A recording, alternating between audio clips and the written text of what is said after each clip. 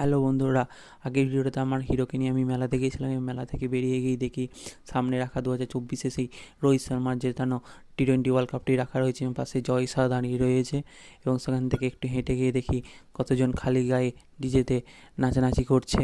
এবং একটু দাঁড়াই। সেখান থেকে আবার একটু চলে যাই ক্যাফেতে এবং সেখানে